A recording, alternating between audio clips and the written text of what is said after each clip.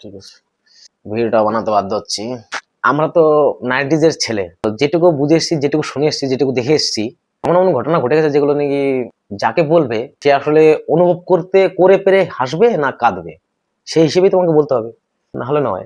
কথা তো সবার সঙ্গেই বলা যায়, সেই জিনিসটা ফিল করতে পারবে, আমাদের কথা বলা উচিত, স্বাভাবিক। এটা একটা গদ্য ছিল, ছেঁড়া তার। ছেঁড়া তারের মধ্যে ওখানে একটা রাজা রানী ছিল, ছেঁড়া তার গদ্যটার নাম ছিল, আমার মনে হচ্ছে মানে 7-8 না 7 বা 8 হবে হয়তো। এই ছেঁড়া তার নামটা কেন হলো, কে দেখেছিল বা কে লিখেছিল সেটা আমার মনে নেই ভালো করে, কিন্তু আমি বলতে পারবো যে আমার মনে আছে কথাটা।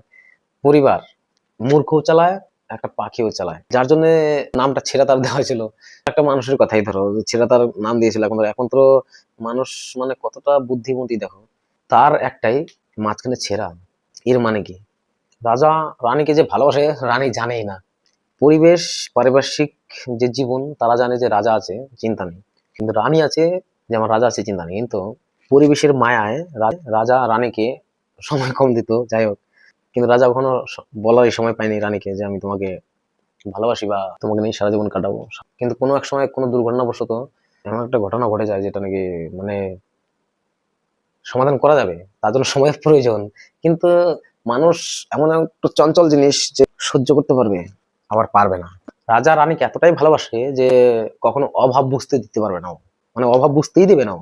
কিন্তু এমন একটা সময় চলে আসছে, রানী একজন আর পুরো সমাজ, পুরো পরিবেশ তোমার দিকে তাকিয়েছে। তখন কিন্তু রাজা যদি হয়ে থাকে সৎ, তবে কিন্তু রানীর দিকে তাকাবে না। সেই জিনিস, সেই কাজটাই রাজা করেছিলেন। তারপরে দেখলো যে এমন একটা অভাব চলে আসলো যে রানী এমন একটা জিনিস চাইছে যে যার মূল্য দিতে গেলে মোটামুটি যা ছিল রাজার কাছে সব তো সমাজের জন্য করেছে, কিন্তু নাম আছে, কিন্তু রানীর কাছে রানীকে কিন্তু সময় দেয়নি। আর যেটা আবদার সেটাও কিন্তু পূরণ করেনি। রাজা জানে যে দেবো এক সময়, সেটাও ভগবান কেড়ে নিয়েছিল। পরিবেশের কারণে বা পারিপার্শ্বিক সামাজিক কারণে রাজা রানীকে এমন ভাবে প্ল্যান করে ওকে সরিয়েছিল নিজের মন থেকে, যাতে রানী বুঝতেই কোনোদিন পারে না।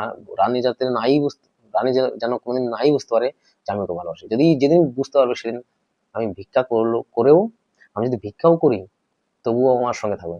কিন্তু আমি যে রাজা, আমি ভিক্ষা করে খাবো, সমাজ জানে, পরিবেশ জানে যে আমি একজন রাজা, সেখানে আমি কি করে আমি ভিক্ষা করে খাবো।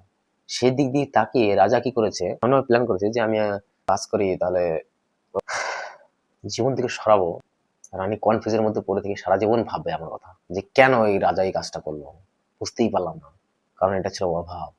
এমন একটা অভাব পড়ে গেছিল, বাধ্য হয়েছিল রাজা রানীকে তালাক দেওয়ার জন্য। যদি বলে রানীকে যে আমি আজকে তোমার কিচ্ছু দিতে পারবো না, খাওয়াতে পারবো না, আমি এমন পর্যায়ে চলে গেছি যে মানুষ আমাকে এতটাই ভালোবাসে যে মানে মারাত্মক ব্যাপার।